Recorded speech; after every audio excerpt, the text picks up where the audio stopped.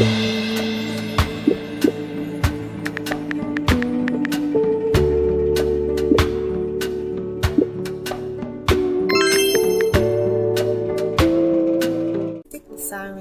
and we're back with another video.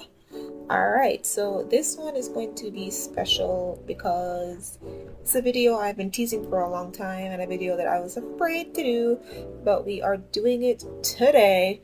It is my unpopular opinions about Legend of Korra. Now, I have a lot of them, and I'll probably just make another Avatar video. There will be a versus video. Avatar versus Legend of Korra, that'll probably be the longest video. But anyways, I have a bunch of opinions about Korra because I saw the whole thing. Sometimes, like I say all the time, sometimes I like to see what I don't like, just so when people come to me with their reasons why I'm incorrect, I can give them the facts and then they can't say anything. So I made sure I saw the rest of the show. I'll give a disclaimer. Legend of Korra was supposed to be great. The idea of a waterbending female avatar in the 1920s steampunk aesthetic was everything I ever wanted, and they ruined it. And I will say this, I don't hate the characters, I hate the writing. Well, that's a lie. I kind of hate the characters, but I don't despise them. Like, it's more the writing that ruined everything. And one other thing I will say as another disclaimer, it's because of head writer Aaron Ehaws why the original show was good. He knew how to help others or to bring in other writers that could make Brian and Mike's vision come to life. So without Aaron Ehaws or without other writers that could do what Aaron Ehaws and his team did, the writing faltered and you could see it. One more disclaimer, season 1 wasn't terrible, okay? We all saw it and thought, oh, I guess. But to be honest, that doesn't mean the show is good. Just because Amon was great doesn't mean the show was great. Okay, this isn't a Batman movie. The villains are the stars. Alright, so let us get into unpopular opinion number 1. The writing has too many plot holes to be considered a masterpiece. Now, what do I ever loving mean by that? When I think about the show and I think about the episodes and I think about all the plot holes and things that couldn't get finished because they didn't know how many seasons they were going to have, so they didn't. I don't care. There's too much wrong with it for y'all to be acting like it's this good. Way too much wrong with it. Like when you discuss the whole thing of team avatars and which one was better and how we obviously know this is what Korra lovers will say. Obviously, the first one was better, but that's only because they didn't have enough time to really flesh out the second one because they didn't know how many seasons they were going to have. But Legend of Korra has more seasons than the original Avatar, meaning that even if for the first 2 seasons they didn't know how much time they were going to have, by season 3 they could have at least put in the groundwork to finish up some arcs, however tiny, so no excuses, no. So I think the writing has way too many plot holes to be considered a masterpiece. Another disclaimer, if you like Legend of Korra, that's fine. I used to be way more upset about it when I was younger because I just couldn't see why people liked it past season 1 and season 3, but I'll get into that in another one. But for me personally, my issue with people who fight for Legend of Korra, you can like it, but don't fight for it. I'll watch Riverdale. I'm not going to fight for it. Alright? I'm not going to sit there and be like, Riverdale is a masterpiece and it's incredible and it's a work of art and it's way better than everything else. No, it's not. And everybody knows it. But we'll sit there and we'll watch it for whatever mundane reasons that we like to sit there and watch the show. So, to everybody who enjoys this show, you can enjoy it, just don't fight for it in terms of it being better than the original, because you're lying. Just say that you like the show and you enjoy it, but do not lie, because we hate that over here. Alright, disclaimer over. What other plot holes do I not like in the show? Korra's entire arc, but I might get into that in another video. But I don't like that. It's a big plot hole. People love to act like she had a great arc and she really changed, when she really didn't. She just became a little bit more depressed, and that's not the kind of change you want to see in a hero. And this show did not have the depth to make that work, but we'll get into that probably in another video. Alright, Unpopular opinion number 2. Most people who watch Legend of Korra watch for everybody but Korra. And I put an asterisk. Obviously, that means something. Now, guys, I know what you're gonna say. Some people do. I said most, not all. I think the people who watch this show and genuinely like Korra the entire time are kind of in the minority. Even if it's a 60-40. You're not as much as a 60, you're still the minority. People mostly watch for the people that they think remind them of people from the original show, which I think also means something. Like people who watch because they like bowling, because they for some reason think bowling is like soccer, which stop insulting soccer like that. Soccer is way too smart and way funnier. Or people who watch because they think Mako is like Zuko, which y'all need to stop that right now, but whatever. Or people who watch because they like Asami or they love the villains, but barely anybody really and truly watches for Korra. They don't. So let's just stop there. Or people who watch for Tenzin and Lin. You know, you watch for his kids. You watch for the air, but you don't watch for Korra. And I think that means something. I think you guys need to think about why that is. Why is that? Whatever.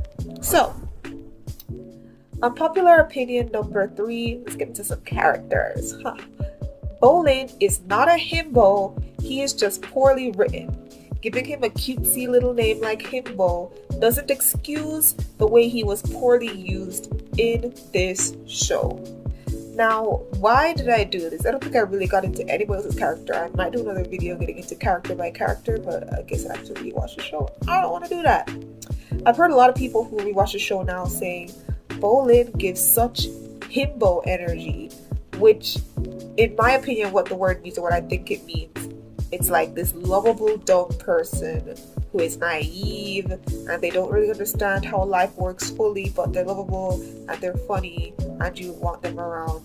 That Bolin does not give that. Okay? He really doesn't give that. Oh, and himbos are also considered attractive. So they could be kind of like airheads. It's like the male equivalent of an airhead. And honestly, I need y'all to stop. I need y'all to stop with the nonsense because it's just not true. It's not true. Bolin is naive and he is stupid, but it's not because they did that on purpose. Bolin was just severely underused. And instead of you calling that out and wanting better for the man, you guys just took the little lava bending thing that they gave you to shut y'all up and called it a day. Like, come on now. Everything that Bolin has gone through, he should have been written better. Not saying he needed to be smart. Doesn't have to be smart. But he was poorly used, and sometimes he was used as a plot device to bring other people forward. And honestly, y'all should have been upset with that. But just me. So, let's keep it moving. This one will probably connect to number 2, but very slightly. Unpopular opinion number 4. The villains are the best part of Legend of Korra. Now, I don't want any of y'all to fight me on this. Maybe you can say that Tenzin and Lin were the best part. Maybe you have an argument there. But anytime I watch this show, the only parts that don't make me cringe are the parts where I'm watching the villains do what they gotta do. Now, everybody has their opinion on Amon and Unalak. And I understand that there can be some discourse around them. Maybe I'll bring it up a little later or now, who knows. But the villains were the best part, especially the Red Lotus. Especially the Red Lotus. My tier for the villains are actually Red Lotus, Amon, Kuvira, then Unalak. Because season 2, my god, season 2 and season 4, just bottom of the barrel stuff, which is so sad for Avatar. But hey, if y'all like it, I love it. Not. The villains were the most exciting part of the show. They were the people who could actually do martial arts still, or the people who would bring in a level of history, or the people who would have ideas that I guess for some people were interesting to see, depending. Those were the parts of the show that were the best written, even though most of the show wasn't written very well, and were the most interesting to see. So they were the best part of the show, and they are the only thing that I can understand people fighting for the show for, even though you still really can't.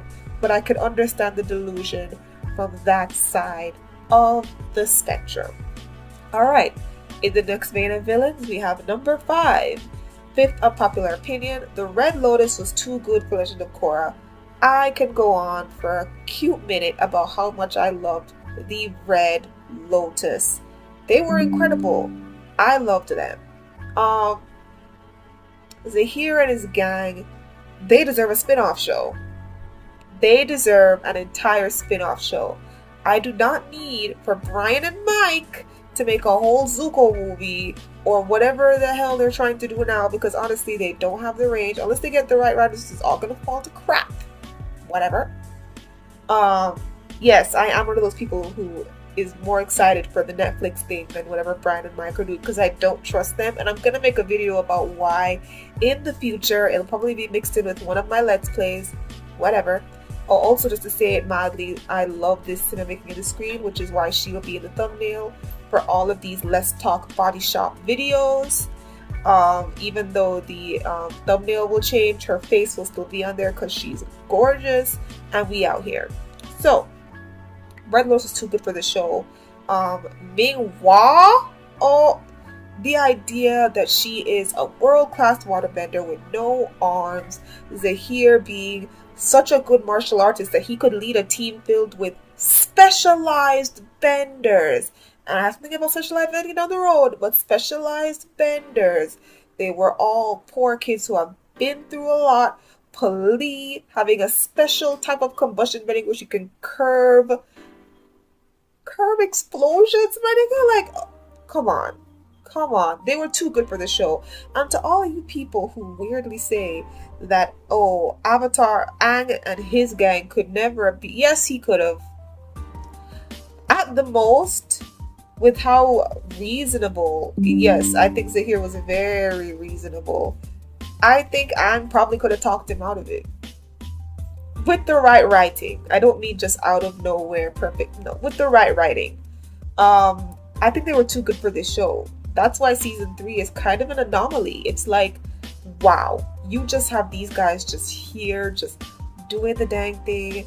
The 3 episodes where he's breaking them out, oh my god, they were so good. They are my favorite episodes of the show, even though I can't stand this show, but they're so good that I can have favorites when it comes to this show. So yes, the Red Lotus, they were too good for this show. I love them so much. I tell people, even though I tell them not to watch Legend of Korra, really, I'm like, if you want to watch it, fine, but I wouldn't recommend it. What I do is I'll just send them clips of like Amon and the Red Lotus, because that's practically all you need to see. Everything else, who cares? But yes, the Red Lotus is my favorite villain team in Legend of Korra. They were incredible. I loved them. I want their backstory. If you want to do a side movie or you want to do a side show, that's who you pick. You don't pick somebody we already know everything about. QED Zuko. We don't need it. What else are we supposed to learn about this man? Excuse me? Whatever, Brian and Mike. You just want to make nonsense canon and rule what was already perfected, and I am sick and tired of it. You know what? I'll be making a Brian and Mike video. Let me write some things down. Anyways, unpopular opinion number 6. Yes, Kuvira is metal bending Ozai, and you can fight your mamas about it, because nobody believes you. What? Yes, she is. Okay, she is just metal bending Ozai. She's definitely above Unalaq, but she was just Ozai for the Earth Kingdom, alright? She was willing to destroy the place with a giant laser just to get everything put back into her own kingdom. Sounds familiar, doesn't it? Her fight scenes when she was fighting people, oof, good job. Like I said, they usually want to bring back how cool bending can be in this show with the villains. They don't really do it with our main gang, unless we're talking about Tenzin and Lin's family. Other than that, they don't really, with the main Avatar gang, Korra gang, they don't really show the bending. With Kuvira and the other villains, though, they be showing like, ooh, you want to see some bending? You want to see some martial arts? You want to see some hand-to-hand combat with powers? They do that. They do that. Yep, they do that. So Kuvira is metal bending Ozai. It's not exactly a bad thing, but let's not act like she was so special and so different just because she was a girl and just because she was in the Earthing tribe. They copied and pasted that story, okay? And that is probably also the reason why she didn't end up killing her, which a lot of y'all didn't even complain about as much as y'all complained about Aang not killing Ozai. But don't worry, I'm gonna get into all of that in my versus video for Aang and Legend of Korra. Don't worry about it. It'll be coming soon. Anyway, unpopular opinion caveat. These are not all popular opinions, just a few that I decided to bring out there. These are some of the tame ones, just feeling you out every now and then. Yeah. Unpopular opinion number 7. Season 3 is the best season of Legend of Korra, but not because of the Airbender blight. Now, I need to explain this. Was it cute to have the Airbenders come back? Sure. But they ruined that sure after by doing what this show has done throughout its entire run, which is shitting on the old ways to bring in a new modern era, because old stuff never works. It's only the new stuff that brings peace. That is not true. That is not true. All this show has ever been about, and the whole show in tangent, all 2 of them, because apparently they're all connected and I hate that. All those shows ever tried to do was show that people can be brought together. People can be brought together. And we can merge new and old and make something new. I know what you guys are going to say, but this show did merge together old and new. No, it didn't. It brought up what was wrong with the old, brought up what was right about the new, depending on how serious they wanted it to get, showed how the new could also fail, but then decided that it's better to do the new because it's less risk than sticking to the old, which is so terrible. It has to do with the West versus the East, Western civilization versus East civilization, and the way that we think democracy is the answer to everything, and the way that we think just letting people do whatever they feel like, or this idea of spirituality coming in its own time. That, ooh, I don't like that. So that's what happened with the Airbenders. Let me just say that, to go on a tangent. The Airbenders only came because they felt indebted because they were rescued, and because they couldn't stay home because the Earth Queen would have just captured them again. So even though they were all like, I want to go with you, and it was like this quasi-sweet moment, if you think about it for just 3 seconds, they only went with him because they wouldn't have anywhere else to go. And at least if they went with Tenzin, they know they'd have somewhere to sleep and some food to eat. I'm pretty sure it would have gone the same way it went when they first started trying to find Airbenders, and it wasn't working because those people did not want to change their lifestyles to live under the rule. I think that was fine. The woman, she didn't want to wear the unfashionable robes. The guy didn't want to stop eating meat. The kid just wanted to be an annoying older man and didn't want to do what he had to do. That's fine. But my thing is, with all these people that came, it's like we're trying to tell Tenzin, your way does not work. So let's just do a new way. Even though they showed themselves wrong. Because when the poachers came and took Jinora and Kai and the baby bison, they got out of that fight with the training that Tenzin taught them. Like the guy who got his head shaved and he didn't want to, so he was able to feel the air on his back. And yes, there was definitely a level of they were able to unlock the bending in a better way because they were in danger. But to me, it's like, okay, then put them in more dangerous situations then. Don't throw away the old teachings. Especially people talk about, oh, Jinora this, Jinora that. Jinora is the way she is, and she is as good as she is at bending, even finding astral projection as a new form of airbending, literally because she was being trained by her father and learned how to do things by way of her father's teachings. So all the things that these new people just aren't learning about, and they're forcing Uncle Boomy to be this contrarian and everything. All those things that are not helping them. She just became a master at her young age, using Aang's teachings, using her father's teachings. So that's another thing about those plot holes. Because it makes y'all think things that you really don't have to think, because it's just not true. It's just not true. But whatever. We'll leave it alone for now. Season 3 is the best because of the Red Lotus, obviously. I'll get into that. It is the best season. I don't care what nobody says. The Red Lotus does it for me. And then season 1 after that is a pretty good season because Amon is great. Amon is the GOAT. I don't mind the backstory of the bloodbending thing. I just mind how he was taken out at the end. I feel like he could have been a recurring villain, and they could have made it a little bit horrific. You know, you guys love to say Legend of Korra was so mature. They could have made it more mature if they had decided to keep Amon and keep him as like a villain in the background after his defeat. But anyway, let me see here. Okay. So, next unpopular opinion, Ocho, number 8. Tenzin and Lin deserved better, separately and together. Now let me put that up. Like a crisscross applesauce or whatever. Alright. Tenzin by himself. Nasty airbender. I don't like what happened with him and Aang, and that was a part of the fact that he deserved better. I don't think he needed to apologize for the way he was treated, because he never should have been treated that way in the first place. There never should have been any infighting with the siblings based on, oh, my dad didn't like me. Please, be original. Or do something based on the characters you actually showed us in the original show. Don't just make something up for drama, because it wasn't cute and it was annoying, and I ended up just not even paying attention. Goodbye. Tenzin never got the respect he needed. His teachings were always too old, too stuffy. But then Korra would keep learning. It's like she would teach him something, and then she would learn it by her own mistakes or whatever. It's whatever, and I'm over it. I'm over it. You needed to respect him the same way you need to respect the Eastern culture and respect the old ways.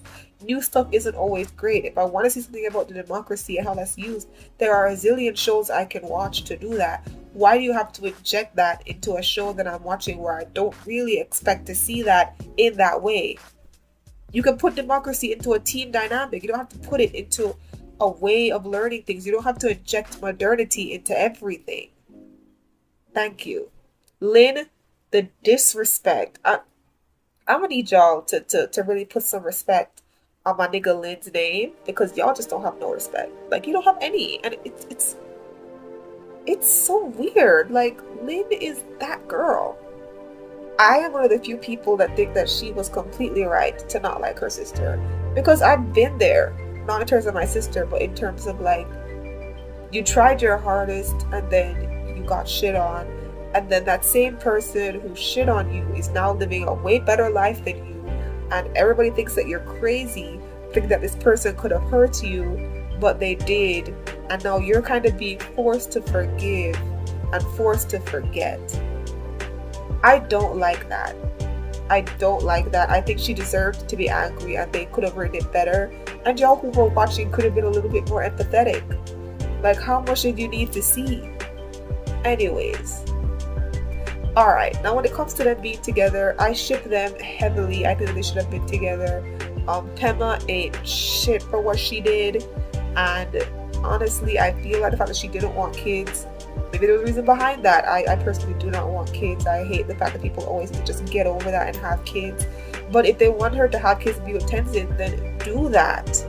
You know what I mean? I feel like they could have made it more interesting if they had kept them together, or if he had left Pema and got with her. Since you guys claim the show is so mature, why didn't they, make these more complicated, sophisticated routes in the show? That would have been way more interesting. So, next unpopular opinion 9. Specialized bending was essentially made regular, and that made things less exciting in the show. Or you can fight your mama on this, alright? The pro bending, absolutely terrible. We don't need that. This is what I'm saying for the Eastern and Western. I wanted to see the kung fu, the karate, the different martial art styles. And yes, I know MMA is mixed martial arts, but I don't need to see that so heavily. Make that as like a small thing. Like people who don't know bending well yet, they do MMA, but as they learn their bending better, they get more into the mixed martial arts side. They made watching the fights when it wasn't a villain, because the villains were the only ones who weren't MMA, alright? It made it less interesting. So they should do better next time. That's all I'm saying. Now, number 10. Bending was essentially neutered, then later shoved back together. Kaijus and beams do not make up for fighting styles. So them making Korra a giant kaiju fighting a giant Unabatu does not make up for the lack of good fighting styles, alright? They tried to make him interesting with his little spirit waterbending thing, and then they just threw it away for this giant kaiju Dragon Ball Z type fight. Like, can we do better, folks? Can we do better? Please, can we do better? I just want to see us do better as a people. It shouldn't hurt this much, and it doesn't. Y'all can do better. And when I say shoved back together, after season 2, they finally went back to regular bending because there was no way y'all were going to do MMA fights for the Red Lotus. They had to bring back regular bending, good bending, less beams, more intrigue, which is why season 3 is the best season. Thank you very much. Let me see. Yeah, and when, Kuvira came in, you had to know what you were doing. You had to have that footwork. Yeah. So for now, that is my top 10, my 10 unpopular opinions. I won't say it's the top, maybe some of them are. My 10 unpopular opinions for Legend of Korra. I'm about to get so many people upset if this ever reaches anywhere, so hopefully it doesn't blow up. Oh god. But thank you so much for watching this video, guys. I'm going to have an blast